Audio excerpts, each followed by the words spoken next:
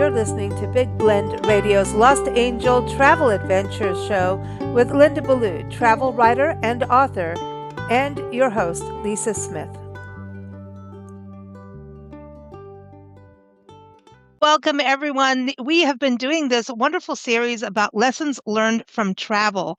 And today we're going to get outdoors and we're going to go to Alaska, where Linda Ballou lived. She lived in Haines, and she's going to talk about the Tatshenshini River, which is also known as the Ravens River, and some lessons learned there. And welcome back, Linda. How are you? I'm fine, Lisa. I'm really kind of emotional about this particular journey. The Tatshenshini River is a river that goes through the largest wilderness area left in the Northern Hemisphere that covers its part in Alaska and part in Canada.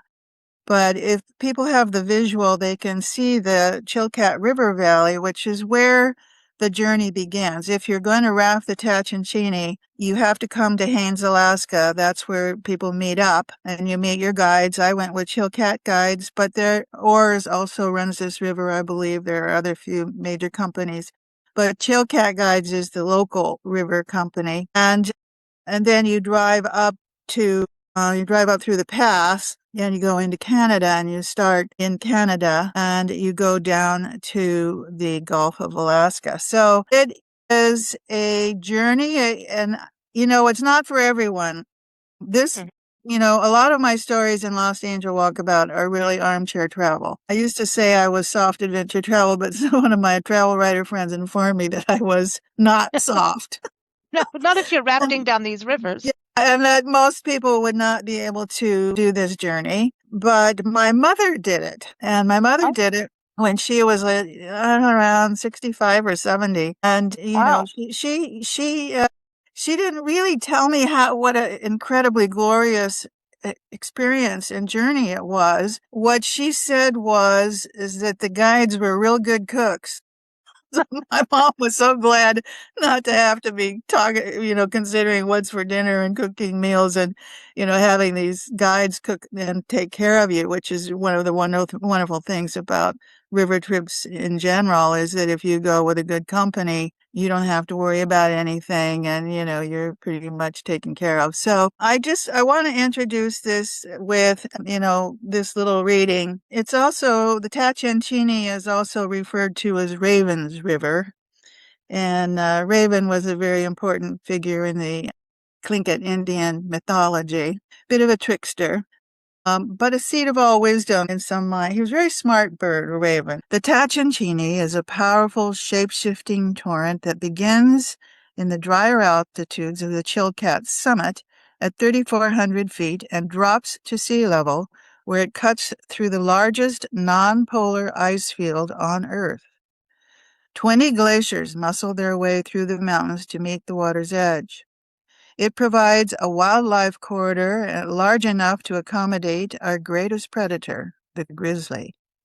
The salmon-choked waters of America's largest free-flowing river provides sustenance for a myriad of animals and 128 species of birds. I believe the ancient voice of Raven called me here so that I might know my roots in the wild and come to understand the power the North Country has over me. Once through the rapids, we hit a serene stretch of the river where we floated at about 6 knots beneath indigo skies. I put my rubber-booted feet up on the side of the raft, leaned back against a stack of supplies, and pulled out my binos for some serious birding. A giant kingfisher played with us for about 5 miles, while bald eagles scoped out the intruders on their river from a safe distance. A scarlet sash of river beauty, or dwarf fireweed, and purple beach peas brightened the gray riverbank. I spotted a brownie as he ducked into the alders. Horsetail fern, a feathery affair is tough enough to survive where glaciers have removed topsoil, filled the forest understory.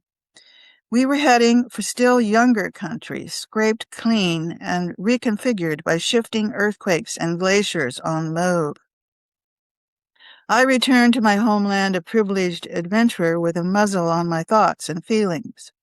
Everyone on the trip received a different gift from being on the river wild. I was able to see Raven's World up close and personal. It is my hope that putting my pen to paper will make those who will never journey here care about the outcome of our vast wilderness areas. Mine is to vividly share my world with you. A prayer to Raven. So this is a special place. And I It's a love very the special place. biodiversity that you bring up in this story is the biodiversity. I mean, the plants and even going from a kingfisher, which they can be big, but I mean small, all the way up to a bald eagle. Everything in Alaska is big. Seriously, everything is big. So this journey now, my mom had gone on it, but she didn't have any environmental conscious or anything or about it. And died. It was in the 90s, the late 90s, and there was a Canadian consortium that was trying to get permits to mine on the Tatshenshini at the confluence of the Alsake. And it was called Windy Craggy, the mountain. And the mine, it was to be a copper mine, and it was going to have a huge tailings lake, a toxin tailings lake. And it was blocked because it was such a treacherously dangerous situation, because this is a very highly seismic area, and it just wouldn't take much, to break the dam and let all of that flow into these virgin waters. At one time in history, the Tlingit Indians lived in the river valley that the Tatshenshini cuts through, Ravens River. But there was a break in a dam, a glacier dam, broke, a natural catastrophe, and it took out all of the village and everyone who was living in this region. So the Indians took this as a sign that they should not live there. Right. You know, so it is totally untrammeled, unmolested by human interaction. I mean, you are truly, truly out there in the wilderness region. And so my photographs do not capture this incredible region. It's the Fairweather Range flanks the river on the south side, and it's like crystal castles and, very sparkling and gorgeous. And, I can't really capture it, only to say that it must be saved. It must not be molested, because what I've learned on this trip was that, I started as an adventure junkie like my mother. So I turned into become an environmentalist at the end of the day. And I became involved in the fight against Windy Craggy, and I have a letter from Al Gore, if you remember. He wrote Inconvenient Truth and has been warning about environmental tragedies for, 30 years. And I have a letter from him thanking me for my efforts.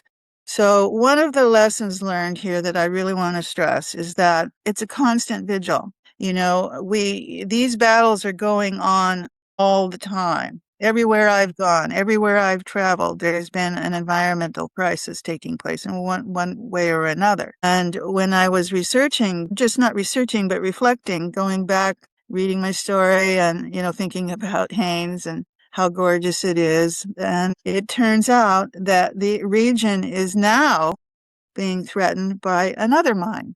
There's another, that one was squelched, but there's another one now called the Palmer Project that is in the United States side, but it's owned by a Canadian company. It got started by an American company. They sold it to a Canadian company because they ran into trouble getting permits. Why? Because the Tlingit Indians and their village, Klukwan, is on this river that you're seeing there, the Chilkat River Valley. And their sustenance is the salmon, just as it is for the bears. And they are fighting to prevent this from happening. But what they're not talking about, they're talking about saving their survivorship, their way of making, living and living in their village, which has been there since John Muir was there. He wrote a book called Travels in Alaska, and he visited Klukwan Village and met Chief Chathitch, I think his name was, and, writes about the village. I mean, the village has been there for hundreds of years, if not thousands, these people. So, but what they're not talking about is the fact that the Chilkat River Valley is also the home of the largest eagle preserve in the world. Wow. Like every fall in November, there's an upwelling of warm water in this river, and it allows the eagles to fish in wintertime. The The bald primarily? eagles, yes. Mm. 3,000 of them Wow. come in the fall. And I contacted the Audubon Society to make certain that they were aware of this. And it's just a small thing. And they were aware of it. And, they thanked me for contacting them. So it's just, we can all do a little bit here and there. It's going on all over the United States. I'm not going to go into all of them right now because We'll be here. yeah, we'll be here forever talking about all of them. But I do want to mention the idea that it's a constant vigil. Don't think the job is ever done. And that each individual can do a little bit. It doesn't have to cost you money. You don't have to support, different groups, although you can, and I do. But you can just do small things, even if it's just on the social networking. So that's that. Yeah. No, I think it's really important. And I think when we go to these places, we are a temporary community member, right? Exactly. And we've utilized the resources. And so we owe it to the land and to the community itself to be vigilant and protective and be part of making sure that it's part of, and as a citizen of America, we need to be that way. And I don't care, it's around the world, like truly that we Yeah. have to be like No, that. it's a It global is. situation. It is definitely. Right. So I don't want to hammer that to death, but I want to talk about other lessons that I've learned on rivers. Okay. Mm, So I think one of the really, really valuable lesson of being on a river journey is letting go. Letting go. Letting go of whatever you ought to be doing or should to be doing or where you should be or what you should have done, letting go of all of that. mm, You can't do anything about it, whatever it is. You're on the river. There's mm-hmm, no, particularly on this particular river, there's absolutely no connection with the outside world. And so, for that time on your river journey, just let it all go. Let your body and your mind settle. And, don't wear earbuds. Let your body and your mind go calm. Allow it to listen to the birds, to the wind, to the river, to nature, to receive the music of nature. And, I promise you, if you do that, you will calm down, you will settle down. And you have this wonderful opportunity to because in our modern world, you're constantly being jolted back to, your attention. Someone's mm-hmm, trying to pull your attention. You get a beep on your phone, you get a phone call, your internal dialogue is jogged. You literally are not able to carry a thought, to its fruition right. because you are connected all the time to other people's desires and wishes of your time. So this is just a wonderful, wonderful opportunity to, when you unplugged is one thing, but plugging in to nature is another, when you say I'm unplugged, but are you plugged in to Mm, nature? So, and that brings me to the idea of you have this wonderful opportunity to be in the moment, to just be focused on where you're at the moment. You're not working to get anywhere else. You're along for the ride.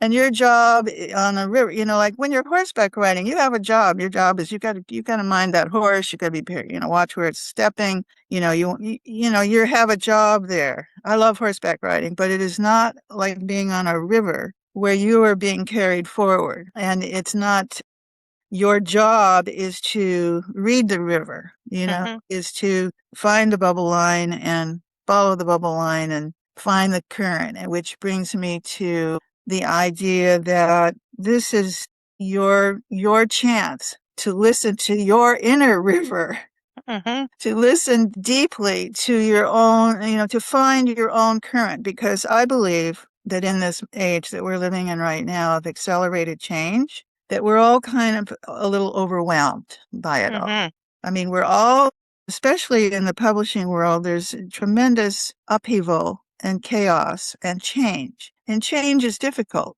for people. And you don't want to, struggling and resistance is hard on you. It takes a lot of energy to resist. Mm-hmm. And I think that what I'm doing personally is just stepping back just a little bit because there's all these options. The old options, the old ways are not working. And the new ways, you have a myriad of options, being pushed at you by AI.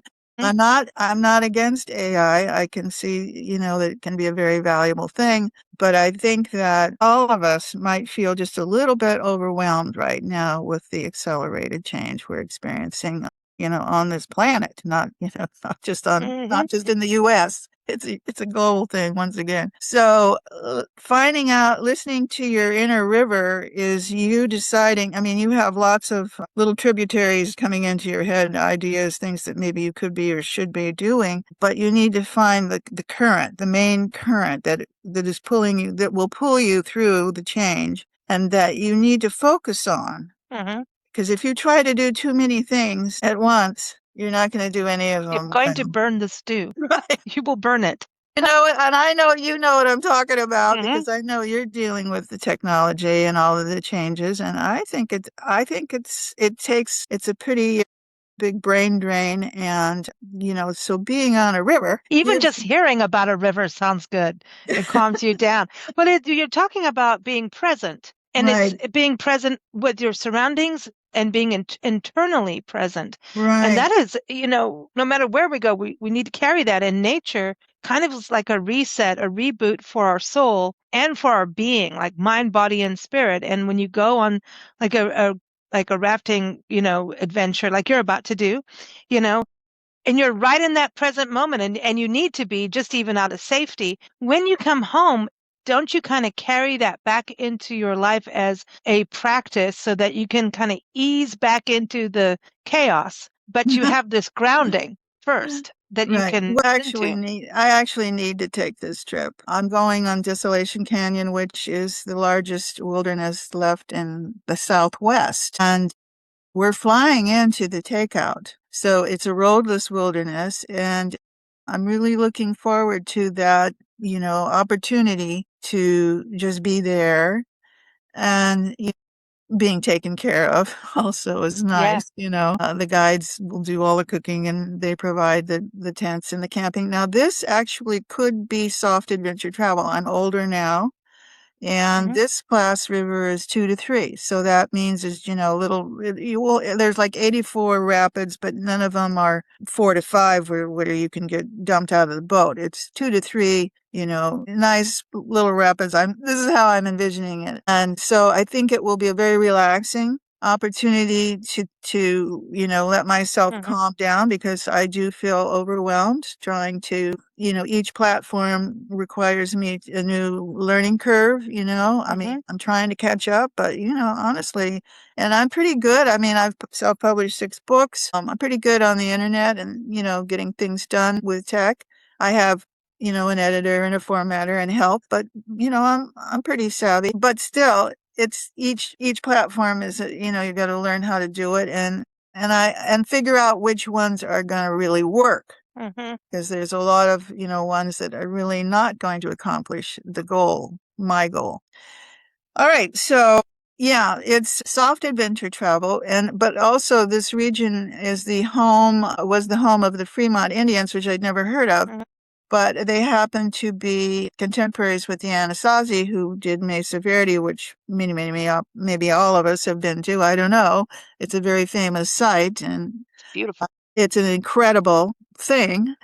These people did not build homes like that. They were more hunter gatherers, and they had this corn and squash and things, but they did a lot of rock art. So there will be hikes to, historic petroglyphs and rock art and things like that. So it will be a, a fascinating opportunity to be there and to, as I say, reconnect with nature. Well, it's And exciting.